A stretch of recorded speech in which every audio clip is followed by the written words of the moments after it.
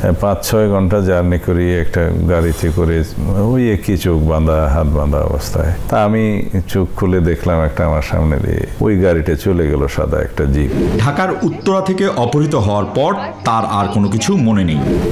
কিছু আইনশৃঙ্খলা বাহিনীর পরিচয়ে সশস্ত্র লোক সাদা পোশাকে আমাকে তুলে নিয়ে যায়, চোখ বেঁধে হাত বেঁধে, এবং এমন একটা জায়গায় রাখে যেটার কক্ষের বর্ণনা আমি তো হবে, যার এক পাশে একটা নালার মতো ছিল, পানির ট্যাপ ছিল, একটা ছিদ্র ছিল যাতে প্রকৃতির ডাকে সাড়া দেওয়া যায়। মেঘালয় আদালতে বিএনপির যুগ্ম মহাসচিব সালাউদ্দিন আহমেদের সর্বোচ্চ 5 বছর কারাদণ্ড হতে পারে। এই মামলাতে সালাউদ্দিন সাহেব তিনি নির্দোষ খালাস পেয়েছিলেন, তাকে কোনো সাজা দেওয়া হয়নি। আসসালামু আলাইকুম। আমরা আজকে হাত বাঁধা এবং চোখ বাঁধা, আপনার হাত দুইটা যদি এইভাবে যদি বাঁধা থাকে, আবার চোখও যদি বাঁধা থাকে, তাহলে আপনাকে কেউ মনে করেন গাড়ি থেকে ফেলে দিল, আটকে নিয়ে যাচ্ছিল জোর করে, গাড়ি থেকে ফেলে দিল হাত আর চোখ বাঁধা অবস্থায়। তো হাত যেহেতু বাঁধা, আপনি চোখ খুলবেন কিভাবে, এটা আপনাদেরকে আজকে শেখানো হবে। বিএনপির একজন স্থায়ী কমিটির সদস্য জনাব সালাউদ্দিন, তো সালাউদ্দিন ভাই আপনাদেরকে আজকে শিখাবেন কিভাবে হাত এবং চোখ বাঁধা থাকলেও হাত দিয়ে চোখ খোলা যায়। আপনারা জানেন যে সালাউদ্দিন আহমেদ তিনি দীর্ঘদিন 10 বছর তিনি ভারতে ছিলেন। এই ভারতে থাকাকালীন আমরা মনে করি 1975 সালে ভারত শেখ হাসিনাকে নিয়ে যায়, সেখানে নিয়ে 6 বছর তাকে ট্রেনিং দেওয়া হয় এবং 1981 সালে তিনি আবার তাকে দেশে পাঠানো হয়। তারপর থেকে এই বাংলাদেশের যত অলক্ষী যা আছে সব কিছু এই দেশের উপরে ভর করেছিল এবং সবশেষ এই দেশটাকে ভারতের হাতে তুলেই দিয়েছিল শেখ হাসিনা, যার পুরো নজির আমরা গেল 15 বছরে দেখেছি। তো একই ধরনের ট্রেনিং এই সালাউদ্দিন আহমেদকে দেওয়া হয়েছে বলে আমরা মনে করি, এবং সেটা মনে করার পেছনে কতটা শক্তিশালী যুক্তি আছে সেটা আজকের ভিডিওতে আপনাদেরকে দেখাবো। একদম সালাউদ্দিন আহমেদের নিজের বক্তব্য, এগুলো আমি খুঁজে তারপর বের করেছি যে সে কত ডাহা মিথ্যা কথা তার এই গুম নিয়ে বলেছেন। সালাউদ্দিন আহমেদ কখনোই গুম হন নাই। সালাউদ্দিন আহমেদ ভারতের রাষ্ট্রীয় অতিথি হিসেবে সেই দেশে গিয়েছিলেন, সেই দেশে তাকে 10 বছর ট্রেনিং দেওয়া হয়েছে, এবং এই যে আজকে যেই বাংলাদেশে রয়ের যেই ক্রাইসিস, তাদের যেই একটা ভ্যাকিউম তৈরি হয়েছে, তাদের পক্ষে আওয়ামী লীগের লোকজন তো আর এখন নাই, তো নতুন করে কারা কাজ করবে, এই কাজ করার লোক হিসেবে তাকে যাতে নিয়োজিত করানো যায় সেই কারণেই তারা তাকে 10 বছর রেখেছিলেন এবং সেখানে তিনি ট্রেন্ড আপ হয়েছেন। এবং আসার পরে আপনারা নিশ্চয়ই দেখেছেন যে বেয়াদবের মতো ডক্টর মঈন খানকে টপকে তারপরে আপনার মাইক নিয়ে তারপরে তার কথা বলতে হবে। এই কথা তার না, এই কথা তাকে বলতে হবে। কারণ কি? এর কারণ তিনি যেই দিন উত্তরার যে বাসা থেকে তিনি আটক হয়েছিলেন, সেই বাসাতে তিনি এক নারীকে নিয়েছিলেন এবং ওই নারী সহ এই আইনশৃঙ্খলা বাহিনী তাকে ধরার পরে হতে পারে আমাকে যিনি এই বিষয়টা বলেছেন তিনি যেহেতু নিশ্চিত করেন নাই, বাট হতে পারে সেই মেয়েই হয়তো তাদের ট্র্যাপ, সেই মেয়েকে দিয়েই তার অবস্থান নিশ্চিত করা হয়েছে এবং সেখান থেকে তাকে ধরা হয়েছে। ধরার পরে সেগুলো ভিডিও করা হয়েছে এবং এখন সালাউদ্দিন যা বলছেন সব কিছু তাদের শিখিয়ে দেওয়া, এটার বাইরে তার যাওয়ার কোনো সুযোগ নাই, কারণ তাদের কাছে সেই মেয়ের তার সাথে সব ভিডিও সব কিছু তাদের হাতে আছে, সে চাইলেও এখান থেকে বের হইতে পারবে না। আচ্ছা, এখন এটা আপনাদের সামনে আমার কোনো প্রমাণ নেই, আপনাদের বিশ্বাস করারও দরকার নাই, এটা আমার আলোচনার বিষয়ও না। আজকে আলোচনার বিষয় হচ্ছে সালাউদ্দিন আহমেদ যে গুম হন নাই সেটার প্রমাণ সালাউদ্দিন আহমেদ নিজে বলবে আপনাদেরকে আজকে। আচ্ছা, সালাউদ্দিন আহমেদ প্রথমে এটা নিয়ে কোনো দ্বিমত নাই, আইনশৃঙ্খলা বাহিনী বলেন, যারাই তাকে তুলে নিয়ে গেছে, তার পরিবার, তিনি, গণমাধ্যম, সব জায়গাতে আমরা একটা জিনিস শুনেছি, তিনি উত্তরের একটা বাসা থেকে আটক হয়েছিলেন। কারা আটক করেছে সালাউদ্দিন আহমেদকে? 12 ঘন্টার জার্নি, তারা কি কোনো কথা বলেছিল আপনার সঙ্গে নিয়ে আসার সময় গাড়িতে করে? এগুলো আমার সব চোখ কান বন্ধ ছিল, আমি জানি না। আচ্ছা, এটা খুবই যৌক্তিক একটা বিষয় যে ওনার যেহেতু চোখ হাত পা সব বাধা ছিল, যে কারণে উনি দেখেন নাই যে কারা তুলে নিয়ে গিয়েছিল, যেহেতু তারা পরিচয় দেন নাই। এবার চলেন আমরা গণমাধ্যম ওই সময় কি বলেছিল। তার পরিবারের বরাত দিয়ে গণমাধ্যমকে জানানো হয়েছিল যে তাকে ডিবি পরিচয় দিয়ে ডিবির লোকজন তুলে নিয়ে গিয়েছে। শুনি আমরা সেই নিউজের ক্লিপটা। 2015 সালের 10ই মার্চ উত্তরার এক আত্মীয়র বাসায় অবস্থান করার সময় ডিবি পরিচয়ে সালাউদ্দিন আহমেদকে তুলে নেয়ার অভিযোগ করেছিলেন তার পরিবার। ওই বছরের মে মাসে ভারতের মেঘালয়ের শ্রীলং থেকে স্থানীয় পুলিশ সালাউদ্দিন আহমেদকে উদ্ধার করে। আচ্ছা, এখন ধরেন সালাউদ্দিন আহমেদ যেদিন ধরা পড়েন, ওই ধরা পড়ার পর থেকে আজকে পর্যন্ত, একদম যখন আপনি ভিডিও দেখছেন ততদিন পর্যন্ত বাংলাদেশের কোনো সংস্থা কিন্তু এখন পর্যন্ত স্বীকার করে নাই যে কারা নিয়ে গিয়েছে। বাট তিনি ভারতে গিয়েছেন, ভারতে তাকে ফেলে দিয়ে আসা হয়েছে শিলংয়ে।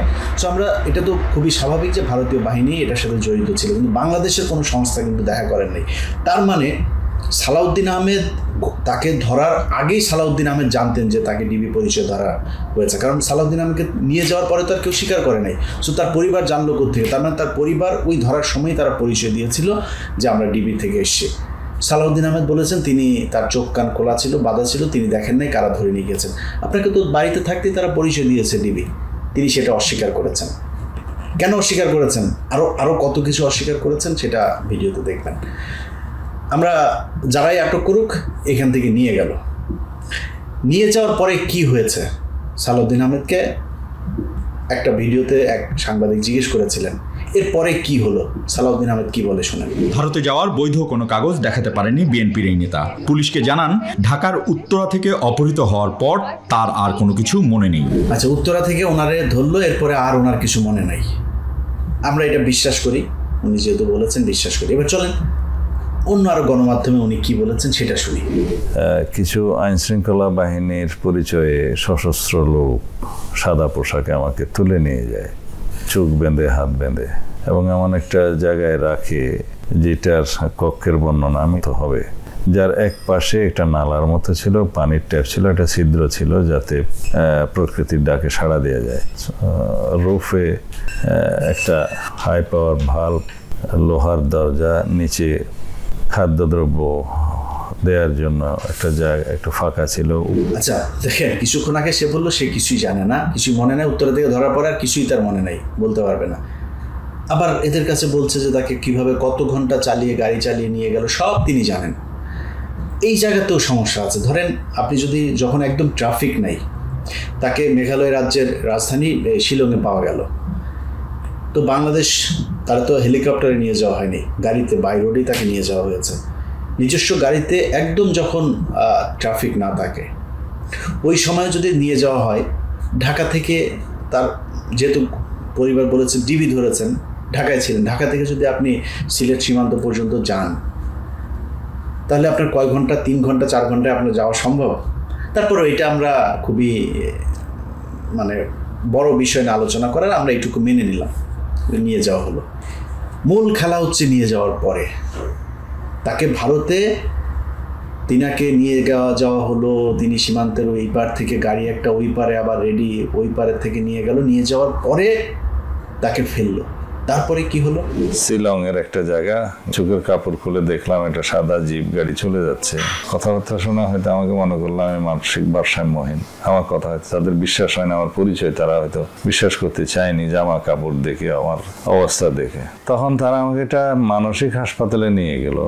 আচ্ছা, এইটা হচ্ছে যে কোনো একটা গণমাধ্যমকে দেয়া বক্তব্য যে তিনাকে সেখানে নিয়ে যাওয়া হয়, নিয়ে যাওয়ার পরে তাকে উদ্ভ্রান্তর মতো লাগছিল এবং লোকজন তাকে, তিনি তার পরিচয় দেওয়ার পরে লোকজন তার পোশাক আচার আচরণ দেখে খুবই স্বাভাবিক, এখান থেকে টেনে হেসড়ে নিয়ে যাওয়া হয়েছে, বর্ডার দিয়ে আবার কাঁটাতার পার হয়ে অনেক দূর হেঁটে হেঁটে তিনি গিয়েছেন, গিয়ে তারপরে লোকজন তারে দেখে চিনতে পারেন নাই, তাকে মানসিক হাসপাতালে নিয়ে ভর্তি করেছেন, রাইট? এটাই তো বললো, তাই না? শুনলেন, গাড়ি থেকে নামার পরে তিনি, গাড়ি থেকে মানুষজন আসলো, এসে তারপরে তার হাত পা চোখ টুক খুললো, খুলে টুলে নিয়ে মানসিক হাসপাতালে নিয়ে গেল। বিশ্বাস করলাম এইটুকু। এবার চলেন আরেক জায়গায় কি বলেছে সেটা শুনি। যখন ওখানে ফেললো তখন আমাকে ওরা বললো যে ইউ আর ফ্রি নাও। তা আমি চোখ খুলে দেখলাম একটা আমার সামনে দিয়ে ওই গাড়িটা চলে গেল, সাদা একটা জিপ। তো পুলিশ এসে আমাকে নিয়ে গেল, ওখানে ভ্রাম্যমাণ পুলিশ টিম ছিল। তারা প্রথমে আমার শারীরিক অবস্থা, জামা কাপড়ের অবস্থা দেখে, আমার কথাবার্তা শুনে তারা আমাকে একটা হসপিটালে নিয়ে গেল, সিভিল হসপিটাল নাম। একটু আগে কি শুনলেন? ওনাকে মানুষজন এসে উদ্ধার করলো, কথাবার্তা বিশ্বাস না করে মানুষজনই নিয়ে গেল মানসিক হাসপাতালে। এখন আবার কি হইল? এখন আবার পুলিশ আসলো, পুলিশ এসে পুলিশ স্টেশনে নিয়ে গেল, তারপরে নিয়ে গেল হসপিটাল, মানুষজনের কোনোই নেই। আচ্ছা, আরেকটু বক্তব্য শুনি, আরেকটু ইন্টারেস্টিং বক্তব্য আছে, সবচাইতে গুরুত্বপূর্ণ বক্তব্য যেটা। ওনাকে গাড়ি থেকে নিয়ে যাওয়ার পরে মানে নামানোর পরে কি হলো, একদম সাথে সাথে কি হলো শুনুন একটু। 5-6 ঘন্টা জার্নি করি একটা গাড়িতে করে, ওই একই চোখ বাঁধা, হাত বাঁধা অবস্থায়। তা আমি চোখ খুলে দেখলাম একটা আমার সামনে দিয়ে ওই গাড়িটা চলে গেল, সাদা একটা জিপ। আর আরেকবার এটা আমরা আরেকবার শুনি, এই কথাটুকু আরো একবার শুনি। 5-6 ঘন্টা জার্নি করি একটা গাড়িতে করে, ওই একই চোখ বাঁধা, হাত বাঁধা অবস্থায়। তা আমি চোখ খুলে দেখলাম একটা আমার সামনে দিয়ে ওই গাড়িটা চলে গেল, সাদা একটা জিপ। আচ্ছা, এই যে বক্তব্যটা দুইবার শোনার কারণ কি জানেন? ওনার হাত বাঁধা, চোখও বাঁধা। আচ্ছা, হাত বাঁধা, ওনাকে ফেলে দিয়ে গেল, তা আপনি চোখ খুললেন কেমনে? আপনার হাত তো বাঁধা, হাত দিয়ে তো আপনার চোখ খুলতে হবে, আপনি হাত বাঁধা আপনি চোখটা খুলে ফেললেন, এটা কি সম্ভব? এইভাবে পুরো এই যে গুমের ঘটনায় সব কিছু মিথ্যা বানোয়াট কল্প কাহিনী সাজিয়ে নিজে ভিকটিম রোল প্লে করেছেন।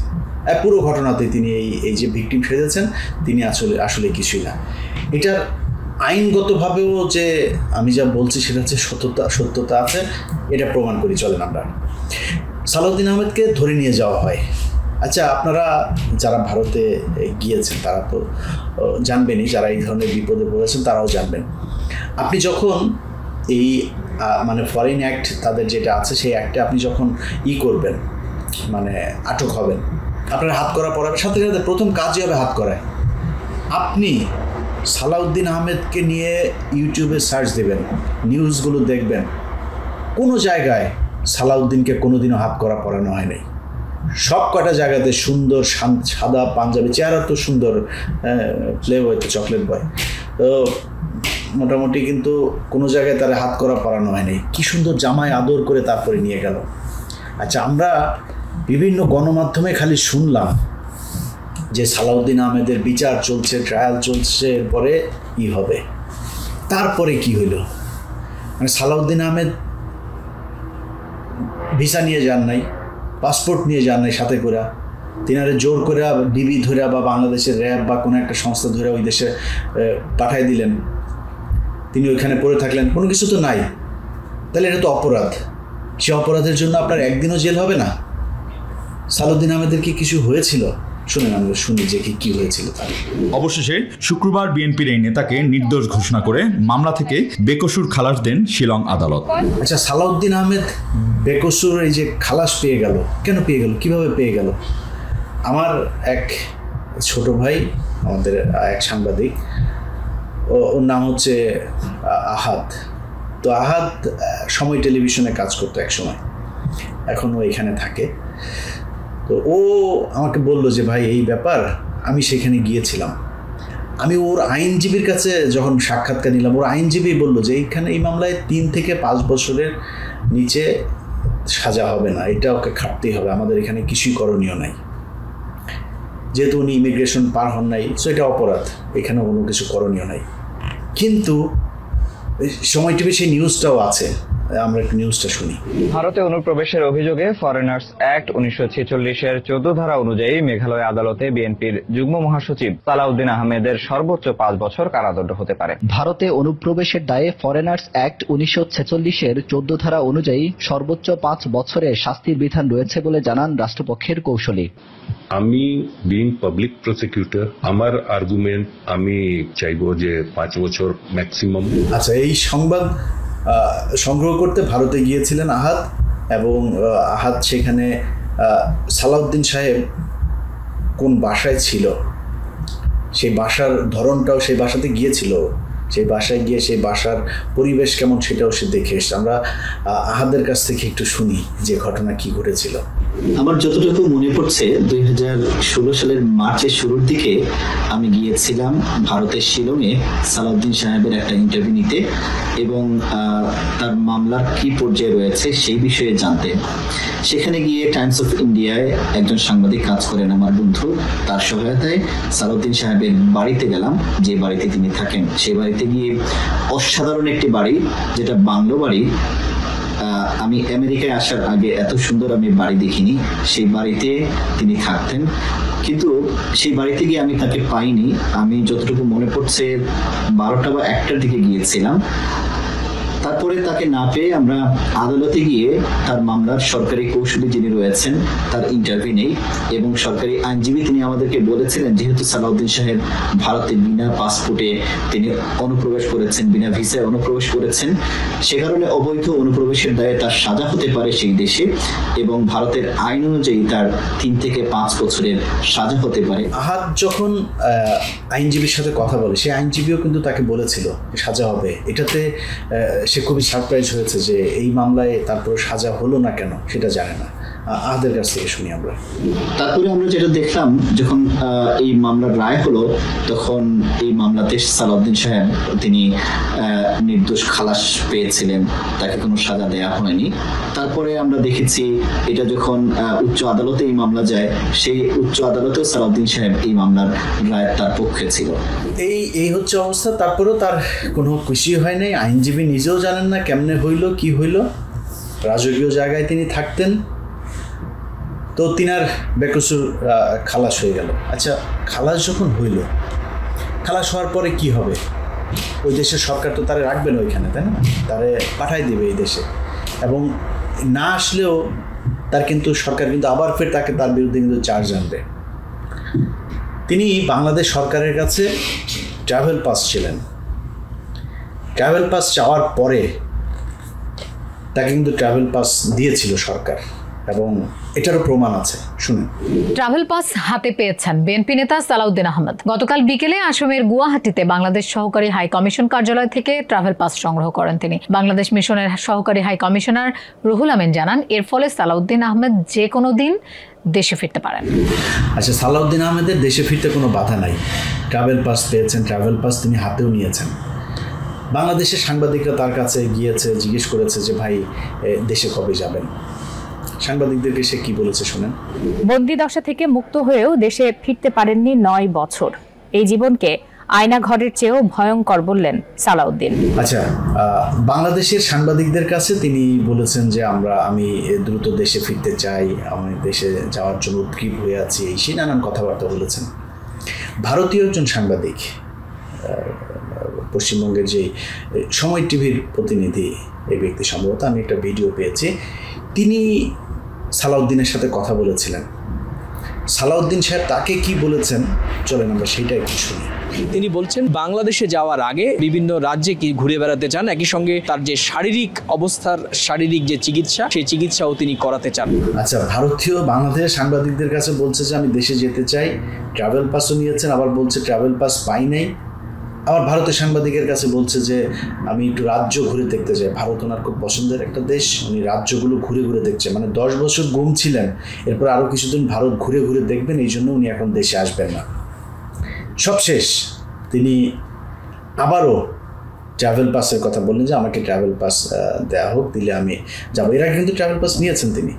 তো ট্রাভেল পাস নিলে সেটার আবার বাধ্যবাধকতা আছে যে সম্ভবত 6 মাসের ভেতরে বোধহয় সেটা দিয়ে যেতে হয়, বা 60 দিন অথবা 90 দিন, এরকম একটা আছে, সময়সীমা আছে। ওই সময়ের মধ্যে আপনাকে ট্রাভেল পাসটা ব্যবহার করতে হবে। তো তিনি কিন্তু করেন নাই। প্রথম যেগুলো নিয়েছেন সেই ট্রাভেল পাসগুলো দিয়ে কিন্তু তিনি ব্যবহার না করে সব শেষে তিনি ট্রাভেল পাস নিয়ে তিনি চলে আসলেন। এতদিন আসেন নাই। যখনই 5 তারিখ শেষ হলো, সাথে সাথে তিনারে বাংলাদেশে আসার সব সমস্যার সমাধান হয়ে গেল। তিনি ভারতের সরকারও কোনো কিছু বলে নাই, বাংলাদেশের সরকারও কোনো কিছু বলে নাই, তিনি দেশে চলে আসলেন। দেশে আসার পরে তিনি কি করেছেন, প্রথম দিনেই সালাউদ্দিনের গাড়িতে চড়ে, এস আলমের গাড়িতে চড়ে আপনার সাইফুল আলমের বিমানবন্দর থেকে গিয়েছেন বাড়িতে। এরপরে তাকে শোকজ করা হলো। শোকজ করার পরে তিনি বললেন তিনি জানেন না, কিছু বুঝেন না ভাই, ওনারা যে আনতে গিয়েছে সে একটা গাড়িতে উঠেছেন, মানে ওনাকে কেউ একজন বলেছে আর চট করে উনি ওই গাড়িতে উঠে বসে পড়লেন, উনি কিচ্ছু জানেন না। এই বক্তব্য আপনারা দেখেছেন তিনার ব্যাপারে। রোববার কক্সবাজারে এস আলম মালিকানাধীন গাড়িতে চড়ে সংবর্ধনা নিয়েছেন বিএনপির স্থায়ী কমিটির সদস্য সালাউদ্দিন আহমেদ। আমার পক্ষ থেকে আমি জানতাম যদি যে এই গাড়ি একটি নির্ধারিত কোম্পানির কথা, তাহলে হয়তো আমি সাবধানতা অবলম্বন করতাম। উনি ছোট্ট মানুষ, বাচ্চা ছেলে, উনি জানেন না কার গাড়িতে এসছেন, কিভাবে এসছেন। উনি মাপ চেয়েছেন, মানুষ মাপ করেও দিয়েছে, সব শেষ হয়ে গিয়েছে। এই যে বাসাটা গুলশানের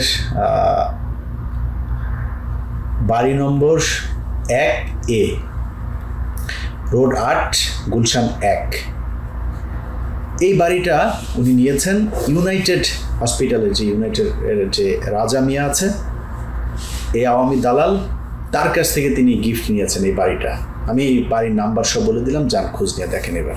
সেটা তাকে দেওয়া হয়েছে এবং একজন ব্যক্তির মাধ্যমে, আমি তার নাম বলছি না বা কার কাছ থেকে শুনেছি সেটা আমি বলছি না, একজন ব্যক্তির মাধ্যমে তিনি 50 লাখ টাকা দেশে ঢোকার আগে রাজা মিয়ার কাছ থেকে নিয়েছেন, রাজা মিয়া দিয়েছেন।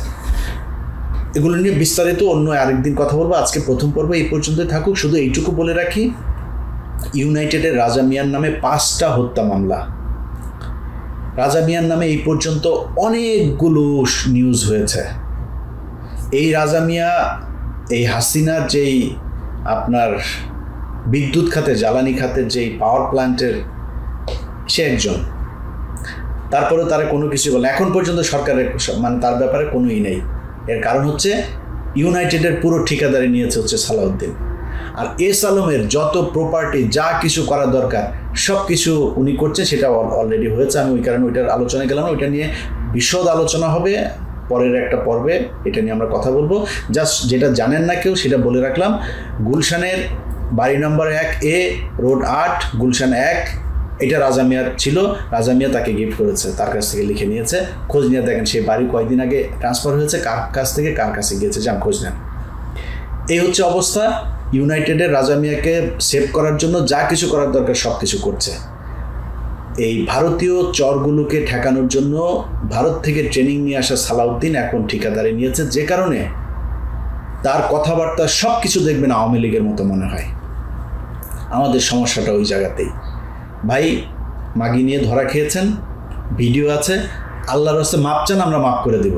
এনে কেউ বাইতুল মোকাররমের ইমামতির জন্য দিতে আসে নাই, কি বলে ভাইবা দিতে আসে নাই, আমরা মাফ করে দেবো। আপনি পলিটিক্স করেন, আপনাদের মোটামুটি সব কটারই আলুর দোষ আছে, এটা আর লজ্জার কিছু নাই। ভাই বললেন সবারই আছে, ভিডিও কিন্তু সবারই আছে, সবাই মিলে একসাথে বলেন যে ভাই আমাদের টুনটুনির ছবি রয়ের কাছে আছে, বাবা তোমরা যদি ভবিষ্যতে দেখো আমাদের মাফ করে দিও, আমরা সবাই মাফ করে দিব। কারণ এই বুড়া যেই শালা যেই কটা আছে সব শালারই আলুর দোষ, এই সব শালার সব কটারই ভিডিও আছে। সো এই শালাদের দিয়ে আর কোনো কাজ হবে না। তারেক রহমান বিএনপিকে নতুনভাবে নতুনদেরকে নিয়ে ঢালাওভাবে সাজাচ্ছে এই দলটাকে। আমরা বিশ্বাস করি যে তারা রয়ের কাছে বিক্রি হয় নাই বা ইচ্ছার বিরুদ্ধে তাদেরকে দিয়ে কিছু করাইতে পারবে না। এবং বিএনপির রাজনীতির সাথে যারা থাকে, বাংলাদেশের রাজনীতিতে যারা থাকবেন, সবার কাছে অনুরোধ, ভাই টুনটুনির ব্যাপারে সাবধান। আপনাদের কিন্তু এই আলুর দোষ এর কারণে কিন্তু আমরা পুরো দেশের মানুষ সাফার করব। আমরা বিএনপি নিয়ে আমাদের কোনো সমস্যা নাই, আমাদের সমস্যা হচ্ছে ভারত যেন বিএনপিকে গ্রাস করতে হবে। কারণ বাংলাদেশ, আমরা যদি এখন রাজনীতিকরণের দিকে যাই, আমরা -2 এর দিকে যাই, এটাই দেশের জন্য ভয়ঙ্কর বিপদ ডেকে আনবে। অতএব আমাদেরকে বিএনপির উপরে ভরসা করতে হবে। সো বিএনপির যাতে ভারতের হয়ে খেলতে না পারে দেশের মানুষের ভাগ্য নিয়ে, সেই দিকে আমাদের নজর রাখতে হবে। সেই কারণে আজকের পুরো ভিডিওটা। সালাউদ্দিন ভাই, আপনার নিয়ে আমার কোনো ক্ষোভ নাই, আপনার সাথে আমার ভালো সম্পর্ক ছিল, ভালো সম্পর্ক থাকবে, কোনো সমস্যা নেই ভাই। আপনি বিপদে পড়ছেন, আপনার কাছে অনুরোধ, হয় রাজনীতি থেকে সরে যান অথবা সবার কাছে মাপ চান যে আমার টুনটুনি ভিডিও আছে, আমি আপনাদের সাথে মাপ চাচ্ছি, ভুল হয়ে গিয়েছে, আর ভুল করব না, করলেও কেউ যাতে রেকর্ড করতে না পারে সেই ব্যবস্থা করেই করব। সাবধানে করেন, যেখানেই করেন চিপা চাপায় নিজের আওতার ভেতরে করেন। তো এটাই হচ্ছে মূল বিষয়।